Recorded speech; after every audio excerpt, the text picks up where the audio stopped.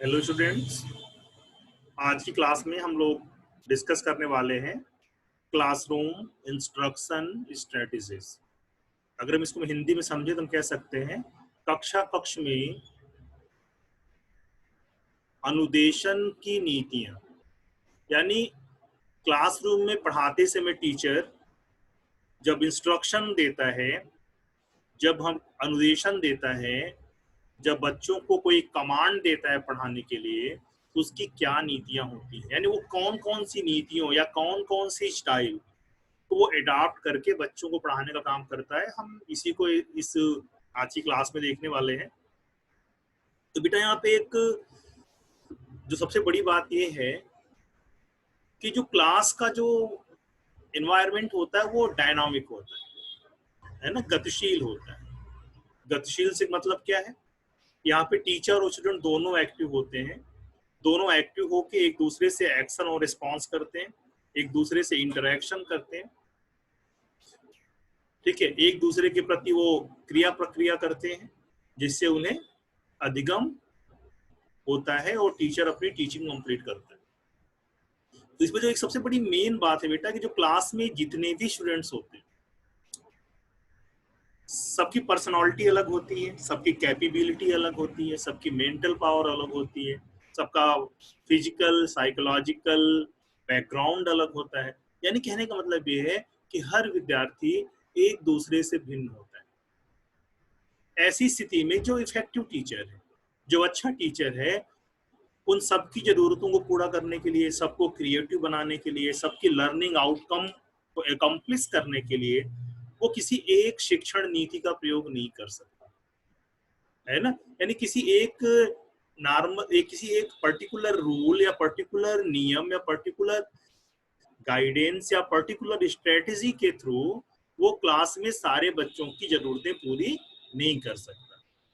तो चूंकि बच्चे सब अपने में स्पेशल होते हैं, जो विद्यार्थी हैं सब व्यक्तिगत भिन्नता लिए होते हैं।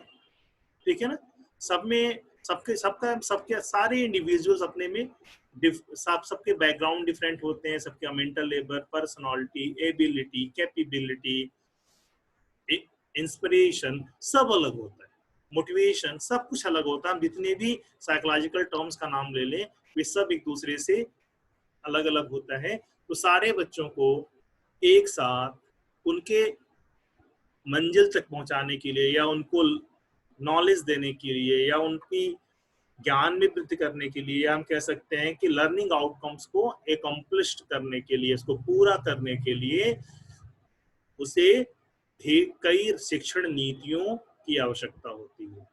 ठीक है, कई स्ट्रेटजीज की आवश्यकता होती है। ठीक है, विभिन्न तरह के डिफरेंट टाइप्स की स्ट्रेटजीज की जरूरत होती है और इन्हीं स्ट्रेटजीज के माध्यम से टीचर एक प्रभावी शिक्षण कर पाता है जिससे विद्यार्थी अधिक से अधिक लाभ उठा सकते हैं।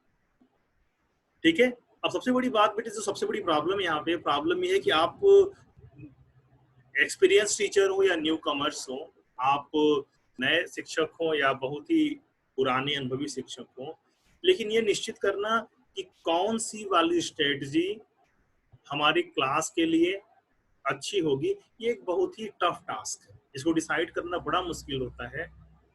ठीक है, ये धीरे धीरे हमारे अनुभव, हमारा जो कक्षा में जो हमारा एक्शन रिस्पॉन्स है, जो पढ़ाने की स्टाइल है, उसे धीरे धीरे हमें आ जाता है। कई बार होता क्या है कि एक स्ट्रेटजी किसी कक्षा के लिए बड़ी अच्छी होती है लेकिन दूसरी कक्षा के लिए वो अच्छी नहीं रहती। ठीक है, तो आज की क्लास में हम इन्हीं स्ट्रेटजीज को डिस्कस करने वाले हैं कि कौन कौन सी स्ट्रेटजी है जिनका इस्तेमाल करके हम क्लास में अच्छे ढंग से इफेक्टिवली टीचिंग हम कर सकते हैं। तो जो पहली स्ट्रेटजी है बेटा, जो पहला ध्यान हमें देना पड़ता है जैसे टीचर, वो ध्यान देना पड़ता है विजुअलाइजेशन। विजुअलाइजेशन का मतलब होता है दृश्य। दृश्य का मतलब क्या होता है? दृश्य का मतलब होता है क्लास में जो विद्यार्थी को हमें दिखाना है उसे हम कहते हैं विजुअलाइजेशन, है ना। Bring dull academic concept to life with visual and practical learning experiences, helping your students to understand how their schooling applies in the real world. ठीक है, जैसे मान लो एक छोटा सा एग्जांपल अगर हम लें, अगर हम क्लास में गए और एक बहुत ही बोरिंग लेक्चर देख के चले आए तो उससे विद्यार्थी कोई समझ नहीं पड़ती। लेकिन उसी के साथ साथ जैसे मान लो हम क्लास में सेल पढ़ाने गए, ठीक है, अब उस सेल को पढ़ाने के लिए हम क्लास में गए, हमने बता दिया कि सेल क्या होती है, उसके टाइप्स क्या होते हैं, उसकी प्रॉपर्टी क्या होती है, हमने बोल के लिखवा दिया या हमने बोल के लेक्चर दे के चले आए, तो बच्चों को नॉलेज कम होगा। लेकिन जरा सा अगर इस पे अगर हम विजुअल इफेक्ट डाल दें, अगर इसको हम दृश्य रूप से अगर इसको हम समृद्ध बना दें, हम क्या करें, हम एक कलरफुल चार्ट पेपर लेके जाएं, क्लास में हैंग कर दें, उस पर सेल का स्ट्रक्चर बनाओ, या ब्लैक बोर्ड पे हम बहुत ही अच्छा एक सेल का स्ट्रक्चर ड्रा कर ले, ठीक है, या सेल पढ़ाने के बाद हम लैब में ले जाएं, लैब में किसी स्टीम या किसी लीफ या किसी भी चीज को हम माइक्रोस्कोप में लगा के, या पहले से बनी बनाई स्लाइड्स हमारे पास सेल की हो, उसको माइक्रोस्कोप में लगा के बच्चों को हम सेल के स्ट्रक्चर्स को अगर हम दिखा दें, तो दो कंडीशन आई बेटा।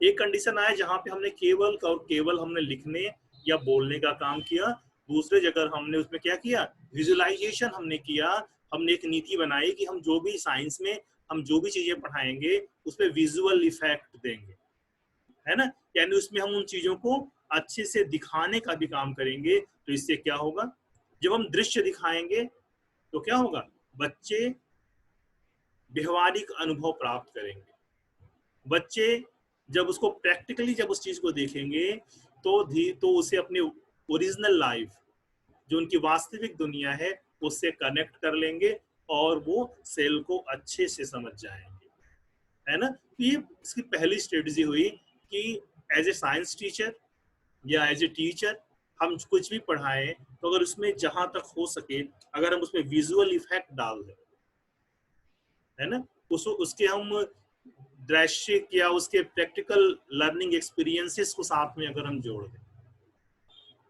हम कुछ डेमो करके दिखाते, कुछ एक्सपेरिमेंट करके दिखाते, हम कुछ चार्ट डायग्राम मॉडल स्केचेस अगर हम दिखा के पढ़ाने का काम करें, तो ये पहली स्ट्रेटजी हुई जिससे हमारी टीचिंग क्या होगी, इफेक्टिव हो जाएगी। ठीक है, कुछ एग्जाम्पल भी आपके स्क्रीन पे आ रहे हैं, इसको आप पढ़ भी सकते हो। उदाहरण के तौर पे जो मैंने बोला वही सारी चीजें हैं, ऑडियो क्लिप्स है, वीडियोस है, इंटरेक्टिव व्हाइट बोर्ड्स है, ठीक है, इन सारी चीजों को हम दिखा के क्या कर सकते हैं, हम अपनी अपनी टीचिंग में विजुअल इफेक्ट डाल सकते हैं, यानी दृश्य क्षमता से उसको भर सकते हैं, जिससे टीचर की टीचिंग क्या होगी, इफेक्टिव हो जाएगी और स्टूडेंट भी इजीली चीजों को लर्न कर पाएगा। ठीक है, जो सेकंड स्ट्रेटजी है बेटा वो है कोऑपरेटिव लर्निंग। कोऑपरेटिव लर्निंग का मतलब होता है सहयोगात्मक अधिगम।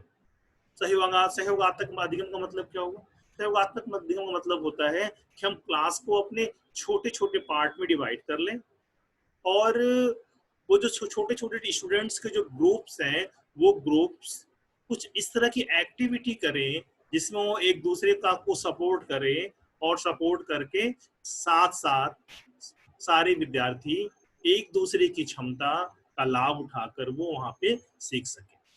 ठीक है ना, तो कोऑपरेटिव लर्निंग एक छोटा सा एग्जांपल अगर हम देना चाहें तो आपको इस तरह से दे सकते हैं। जैसे मान लो एक क्लास है और अगर हमें उस टॉपिक को अगर कोऑपरेटिव लर्निंग से पढ़ाना है तो हमने सारी क्लास को 5-5 बच्चों के ग्रुप में डिवाइड कर दिया, ठीक है, और हमने उनको टास्क दिया कि लो ये प्रिंसिपल है, इस प्रिंसिपल को आप सभी को पढ़ाना है, और हमने सबको टास्क दिया, हमने दिया कि जो पहला स्टूडेंट होगा उसका काम होगा उस प्रिंसिपल को 2 बार वो रीड करेगा। दूसरे बच्चे को हमने काम दिया कि रीडिंग के समय सारे लोग जिस पॉइंट्स या जिस वर्ड्स या जिस फैक्ट्स को में डिफिकल्टी महसूस करेंगे, जिसको उनको समझने में प्रॉब्लम होगी, उसे एक पेज पे हम नोट कर लेंगे। तीसरे को हमने काम दिया कि हम आपस में डिस्कस करके जो ये डिफिकल्ट वर्ड्स हैं इसका आंसर हम खोजने का काम करेंगे। और चौथे को हमने काम दिया कि आप पांचों लोगों की मदद सहायता से इस जो प्रिंसिपल है, इस प्रिंसिपल का पूरा पूरा एक्सप्लेनेशन आप एक कॉपी पे नोट करेंगे। और पांचवे को हमने वर्क दिया कि जो ये एक्सप्लेनेशन है, इस एक्सप्लेनेशन को आप कक्षा में प्रेजेंट करेंगे या बोलने का काम करेंगे। अब इसका इफेक्ट क्या होगा बेटा? आपने किसी को कुछ भी नहीं पढ़ाया, लेकिन पांचों ने आपस में डिस्कस करके एक दूसरे का सहयोग करके कोऑपरेशन से उस प्रिंसिपल को क्लियर कर लिया। ठीक है। दूसरा यहाँ पे काम ये होगा, जब पहला वाला ग्रुप उस प्रिंसिपल को एक्सप्लेन करना शुरू करेगा, तो जो बाकी के ग्रुप हैं वो क्या करेंगे, उसको डिस्कस करेंगे, उससे वो क्वेश्चंस निकालेंगे और उस क्वेश्चंस का जवाब उस बच्चे से लेने का प्रयास करेंगे जो प्रेजेंट कर रहा है। तो इससे क्या होगा, इससे first group, second group, fourth group, मान लो फिफ्थ, 5 ग्रुप अभी क्लास में बने हैं, पांचों बच्चों की जो क्षमताएं हैं, जो कैपेबिलिटी है, वो कैपेबिलिटी पूरे क्लास में सर्कुलेट हो जाएगी। यानी उस प्रिंसिपल को सारे बच्चे मिलकर बहुत ही अच्छे ढंग से समझ लेंगे। और यही है कोऑपरेटिव लर्निंग। कोऑपरेटिव लर्निंग का मतलब होता है सभी विद्यार्थियों की क्षमताओं का प्रयोग एक दूसरे को बढ़ावा देकर करना। ठीक है ना। इसमें कुछ पॉइंट्स भी आपके स्क्रीन पे अगर आपके शो हो रहे हैं, जैसे कि जो पहला पॉइंट यही दिख रहा है कि encourage students of mixed ability to work together by promoting small group or whole class activity, है ना। यानी छोटे छोटे समूह को ले लो या पूरी कक्षाओं को कुछ एक्टिविटी इस तरह का कराना, इस गतिविधियों में शामिल करना जिससे उनकी मिश्रित क्षमताओं को बढ़ावा मिल सके, है ना। तो इसमें हम क्या क्या कर सकते हैं, इसमें क्या क्या कर सकते हैं, स्क्रीन पे आपको दिख रहा है। मौखिक रूप से अपने विचारों को व्यक्त करने और दूसरे को जवाब देने के माध्यम से आपके छात्र अपने आत्मविश्वास का विकास करेंगे। साथ ही साथ अपने संचार एवं महत्वपूर्ण सोच के कौशलों को बढ़ाएंगे और जीवन भर उनको वो चीजें याद रहेगी, क्योंकि कि जो भी वो सीखेंगे वे वाइटल होगा थ्रू आउट लाइफ, है ना। तो ये कोऑपरेटिव लर्निंग का जो बेसिक कॉन्सेप्ट था मैंने आपको बताया। यानी सब एक साथ पढ़ें और सब एक साथ बढ़े, तब एक्टिविटी बेस्ड लर्निंग करें। आप जानते हो कि एक्टिविटी बेस्ड जो लर्निंग होती है वो परमानेंट लर्निंग होती है, स्टेबल लर्निंग होती है। तो आप क्या देख रहे हो, कोऑपरेटिव लर्निंग भी एक स्ट्रेटजी है जहां सामूहिक रूप से बच्चों को एक्टिव कर देते हैं, क्लास में एक्टिविटी कराते हैं और उस एक्टिविटी के कारण सारे बच्चों को स्टेबल लर्निंग हो जाती है। ठीक है ना। कुछ एग्जांपल भी यहाँ पे देखो क्या क्या है। सॉल्विंग मैथमेटिकल पजल करा सकते हैं आप, conducting scientific experiments, acting out short drama, sketches, ये कुछ इसके एग्जांपल है। यानी हम कोई एजुकेशनल ड्रामा करा लें, कोई हम पजल सॉल्व करा लें, कोई इस पे साइंटिफिक एक्सपेरिमेंट करा लें, कोई हम डिस्कशन डिबेट करा लें, वहां पे हम क्या कर सकते हैं, कोई क्विज प्रोग्राम करा लें। इस तरह से हम उनके कोऑपरेटिव लर्निंग करा के उन सबके कैपेबिलिटी को हम एक साथ हम यूज कर सकते हैं, ना। जो थर्ड जो स्ट्रेटजी होती है बेटा टीचिंग की, वो होती है inquiry based instruction. Inquiry based instruction का मतलब क्या है, जब विद्यार्थी खुद से जागरूक होकर या जिज्ञासु होकर जब चीजों को जानना चाहता है ना, तो क्या होता है, वे ज्यादा नॉलेज गेन करता है। अगर आप कभी देखो जो 6-7 साल के बच्चे होते हैं, 7 साल 8 साल 9 साल के जो बच्चे होते हैं, वे बच्चे बहुत ज्यादा क्वेश्चन पूछते हैं। इतना क्वेश्चन पूछते हैं कि उनके पेरेंट्स या उनके घर वाले या उनके परिवार वाले उनको बार बार डांट देते हैं कि क्या फालतू के क्वेश्चन करते हो। लेकिन वो फालतू के क्वेश्चन नहीं करते, वो इस दुनिया में नई नई चीजों को देखते हैं और जब वो नई नई चीजों को देखते हैं तो उसे वो जानने का प्रयास करते हैं। इसलिए उनके मन में तरह तरह के प्रश्न आते हैं और उन प्रश्नों का समाधान चाहते हैं। इसीलिए अपने घर वालों से या उनके अपने पेरेंट्स से, अपने भैया से, अपने दीदी से अजीब क्वेश्चन पूछते हैं कि बादल कैसे उड़ता है, पक्षी ही क्यों उड़ता है, हम क्यों नहीं उड़ सकते, या इस तरह के जो क्वेश्चंस वो करते हैं वो क्यों करते हैं, क्योंकि वो इंक्वायरी करना चाहते हैं, वे जो उनको जो समझ नहीं आ रहा है उन समझ को जानने का प्रयास करना चाहते हैं। तो ऐसे ही बेटा क्लासरूम में भी हम बच्चों को इस तरह से मोटिवेट कर सकते हैं या उनको हम प्रोब कर सकते हैं। प्रोवोकिंग कहा गया ना, post through provoking questions which inspire your students to think of for themselves and become become become more independent learn.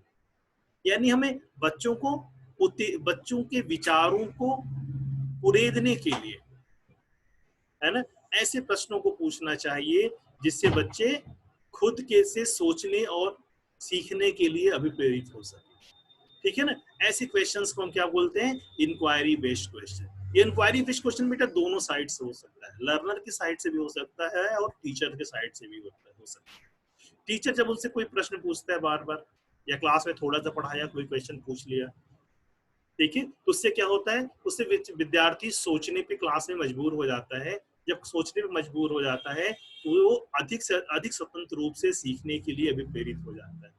ठीक है, तो टीचर को क्या करना चाहिए, टीचर को क्लास में विचार उत्तेजक प्रश्न पूछने चाहिए, प्रोवोकिंग क्वेश्चन उसको पूछने चाहिए, प्रोवोकिंग क्वेश्चंस पूछने चाहिए, जिससे क्या होगा, जिससे बच्चा स्वयं से सोचने और सीखने के लिए प्रेरित हो जाएगा। ये प्रोवोकिंग क्वेश्चन क्या होते हैं, वैसे ही क्वेश्चंस होते हैं जैसे छोटे बच्चे अपने पेरेंट्स से पूछते हैं। जैसे आपने आपने मान लो आपने एसिड बेस पढ़ाया और आपने क्लास में कह दिया कि ठीक है, आपके किचन में कौन कौन से एसिड और कौन कौन से बेस हैं, हमें बताइए। तो बच्चा सोचना शुरू कर देगा कि हमारे किचन में या हमारे घर में कौन कौन से कौन कौन सी वस्तुएं एसिड नेचर की हैं, कौन कौन सी बेस नेचर की। फिर उनके आपने उनको वही होमवर्क भी दे दिया कि जाओ और एक सेल्फ इंडिकेटर बना लेना, ठीक है, और उस सेल्फ इंडिकेटर से चेक करना कि क्लास में कौन कौन सी, आप क्लास में कह रहे हैं अपना, आपके किचन में या आपके घर में या आपके आसपास में कौन सी वस्तुएं अम्ल हैं और कौन सी वस्तुएं क्षार हैं। तो वो एक प्रोवोकिंग क्वेश्चन हो गया, उनके सोचने पर उनको स्वतंत्र रूप से सीखने के लिए प्रेरित कर देगा, है ना। ऐसे ही हमें क्या करना चाहिए, encouraging student to ask questions and in investigation their own ideas help to improve their problem solving skill as well as again a deeper understanding of academic concepts, both of which are important life skill, है ना। यानी छात्रों को क्या करना चाहिए, छात्रों को प्रश्न पूछने और अपने विचारों को जांच करने के लिए प्रोत्साहित करना चाहिए, उनके सामने समस्याएं रखनी चाहिए, समस्याओं को सुलझाने के लिए उन्हें खुद से प्रेरित करना चाहिए। और जिससे क्या होगा, जिससे उनको जो एजुकेशनल जो कॉन्सेप्ट है, जो नॉलेज का कॉन्सेप्ट है, जो टॉपिक से रिलेटेड कॉन्सेप्ट है, उसकी समझ बहुत ही गहरी हो जाएगी। एक तरह से हम कह सकते हैं उस टॉपिक के लिए उनका कॉन्सेप्ट मेकिंग हो जाएगा, उनका सांप्रत्य स्थापित हो जाएगा।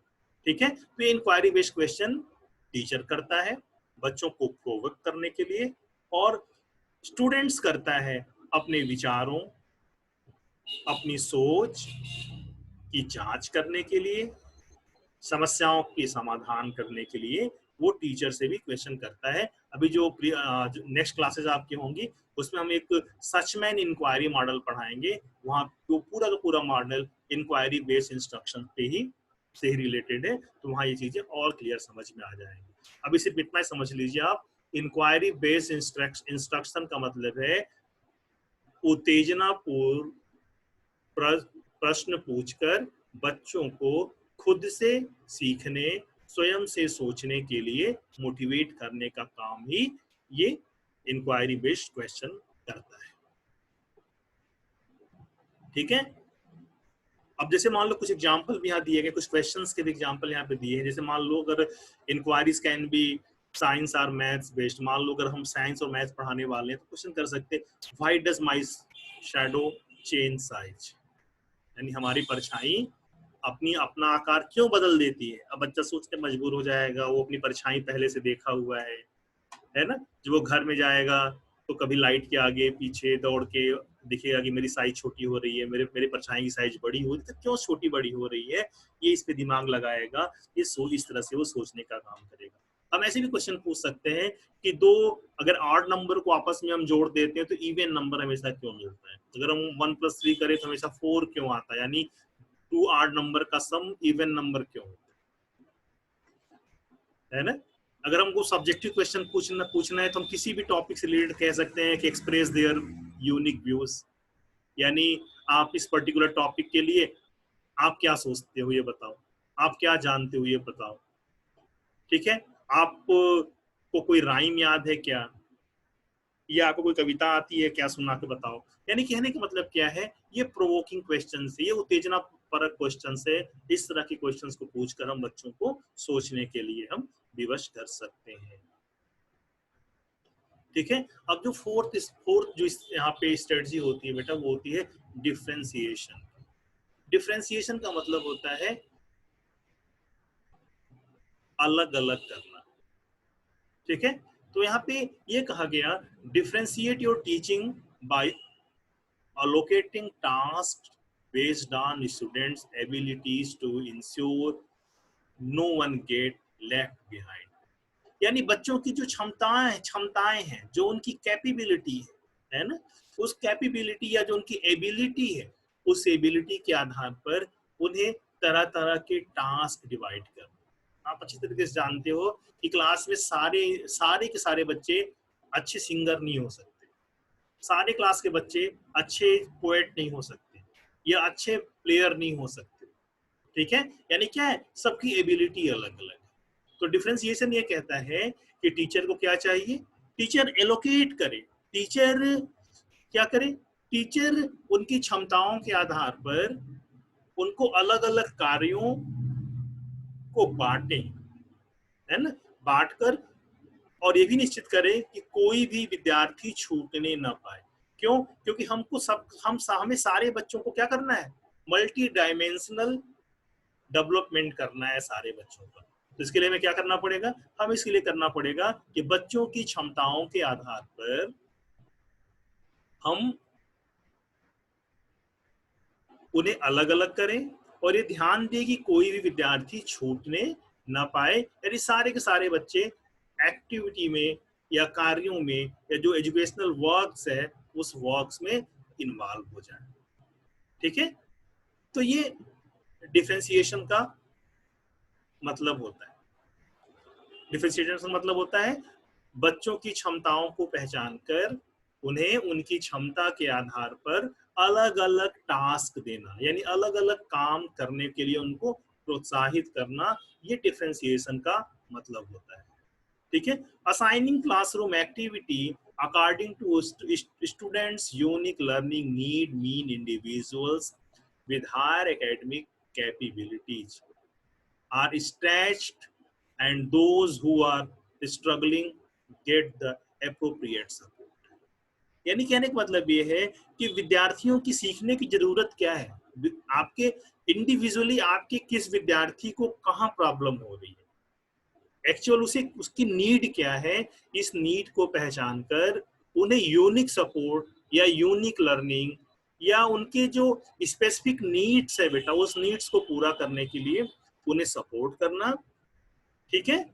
ये भी डिफरेंशिएशन की स्ट्रेटजी का पार्ट है, ठीक है। तो आपने क्या देखा, डिफरेंशिएशन में हम क्या क्या करते हैं, डिफरेंशिएशन में बच्चों की एबिलिटी को पहचान कर उन्हें हम एजुकेशनल टास्क देते हैं जिससे सारे के सारे बच्चे एक्टिव होकर लर्निंग कर पाए। दूसरा काम करते हैं, क्या करते हैं हम इंडिविजुअल नीड्स या उनकी स्पेसिफिक नीड्स, यानी हर बच्चे की जो विशिष्ट आवश्यकता है उस आवश्यकता को पहचान कर उनकी उस समस्या का समाधान करने का हम प्रयास भी डिफरेंशिएशन में करते हैं,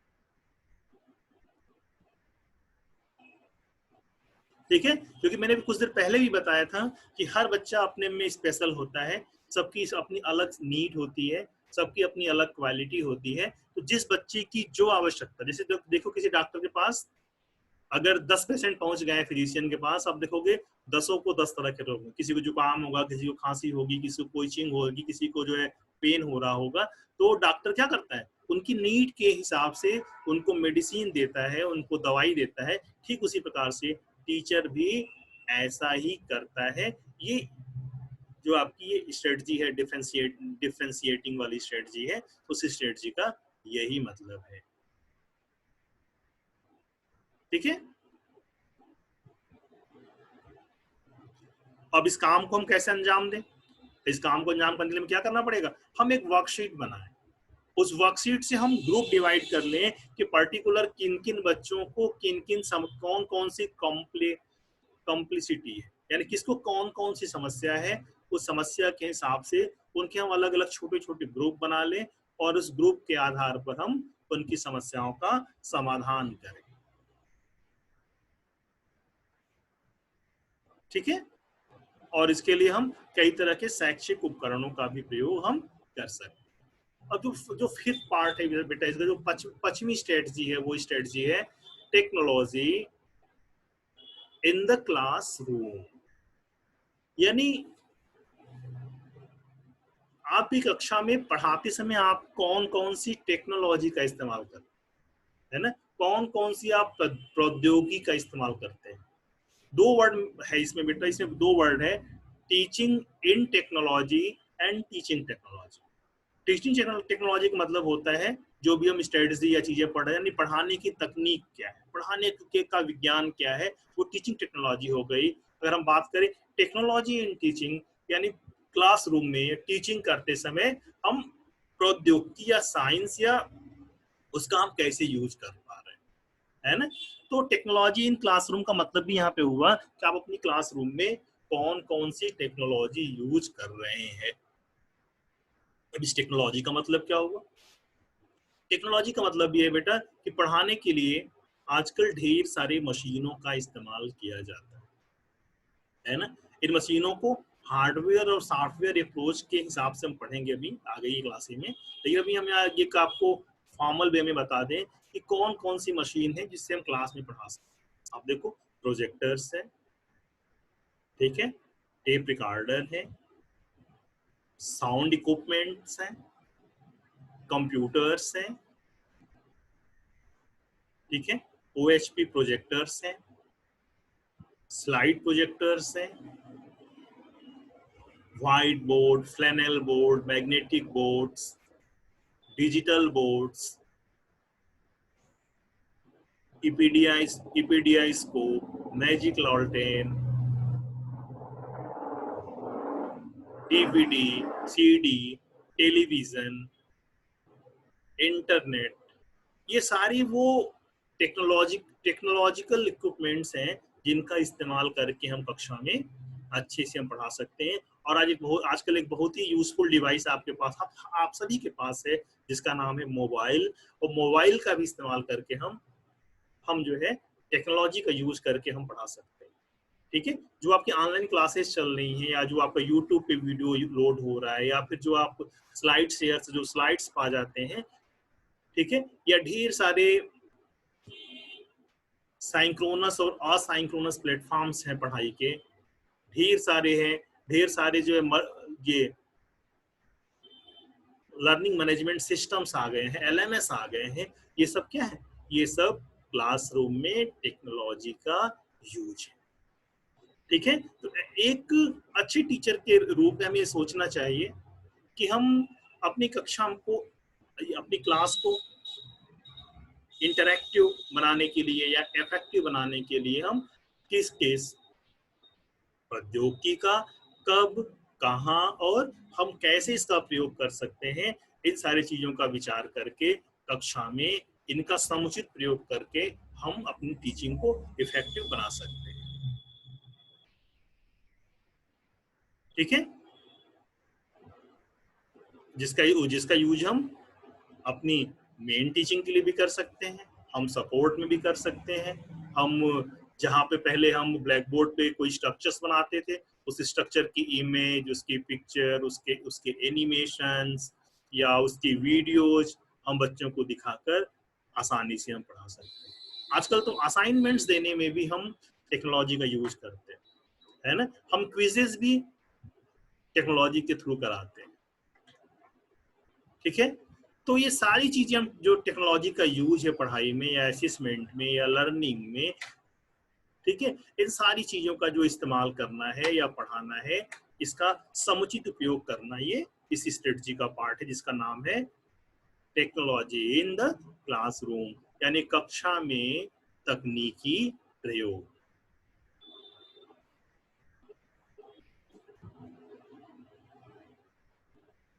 अब जो बेटा सेवेंथ जो स्ट्रेटजी है वो है प्रोफेशनल डेवलपमेंट्स। प्रोफेशनल डेवलपमेंट्स का मतलब है कि जो हम क्लास में वो रेगुलर जो हमारी क्लास चल रही है, उस क्लास से बच्चे का व्यावसायिक विकास कितना हो रहा है,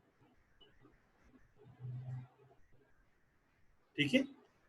और अगर व्यावसायिक विकास नहीं हो रहा है तो फिर टीचिंग लर्निंग का जो प्रभाव है वो बहुत ही कम हो जाता है। यानी हम क्लास में ऐसी चीजों को हम नहीं पढ़ना चाहते या बहुत ही बेमन से पढ़ते हैं या उसका हम जिसका हमें अपनी लाइफ में कोई यूज न दिखाई पड़े, है ना। तो प्रोफेशनल डेवलपमेंट का मतलब यही है कि हम जब हम क्लास में हम जब क्लास लें एज ए टीचर, तो बच्चों का के व्यावसायिक विकास या उनके प्रोफेशनल डेवलपमेंट पर भी हम फोकस करें, है ना। आपकी स्क्रीन पे भी शो हो रहा है, engaging in regular professional development programs is a great way to enhance teaching and learning in your classroom। यानी जो हमारी रेगुलर जो टीचिंग लर्निंग है, जो हमारे पढ़ने और जो हमारे पढ़ाने और सिखाने का जो हमारा है, अगर उसमें अगर व्यावसायिक विकास भी शामिल हो जाए, यानी बच्चा रेगुलरली उसका प्रोफेशनल डेवलपमेंट हो रहा है, वो सॉफ्ट स्किल सीख रहा है या फिर वो कोई भी प्रोफेशनल स्किल सीख रहा है, फिर लगातार अगर उसमें इन्हांस हो रहा है, लगातार उसकी क्वालिटी अगर इम्प्रूव हो रही है, तो ये एक प्रभावशाली शिक्षण का की एक बहुत ही बड़ी बात है ना। यानी प्रभावशाली शिक्षण में क्या होना चाहिए, बच्चे को रेगुलर बेसिस पे उसके जो उसका व्यावसायिक विकास होना चाहिए, यानी उसका प्रोफेशनल डेवलपमेंट होना चाहिए, ठीक है। जो आपकी जो शैक्षिक नीतियां हैं, जो आपका सिलेबस है, जो पाठ्यक्रम है, वो लगातार बदलता चला जा रहा है।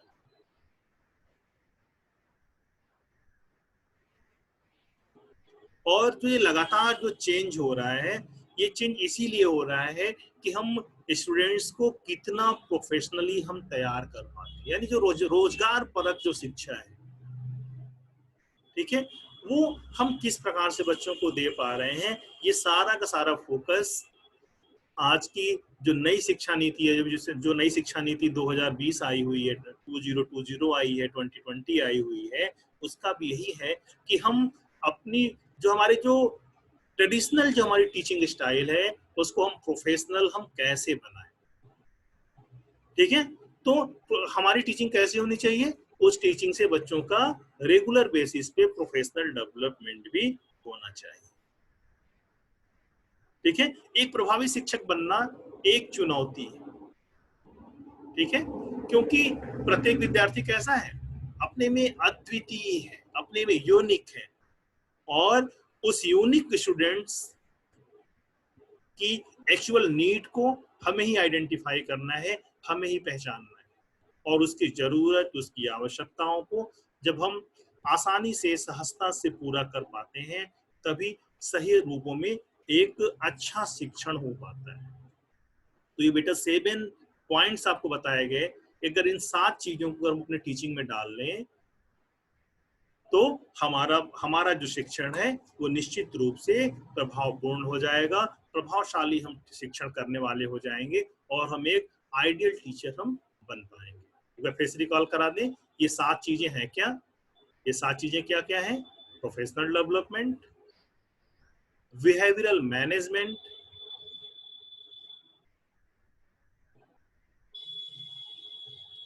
Teaching technology in classroom, differentiation, inquiry based learning, cooperative learning and visualization। ये जो 7 पॉइंट है बेटा, अगर इस 7 चीजों को एक शिक्षक अपनी क्लास में कंप्लीट कर ले, तो निश्चित रूप से जो उसका उसका जो क्लासरूम है, जो उसकी उसकी उसकी जो क्लास है, वो क्लास निश्चित रूप से प्रभावी हो जाएगी और जो उसका शिक्षण है वो बहुत ही इफेक्टिव हो जाएगा।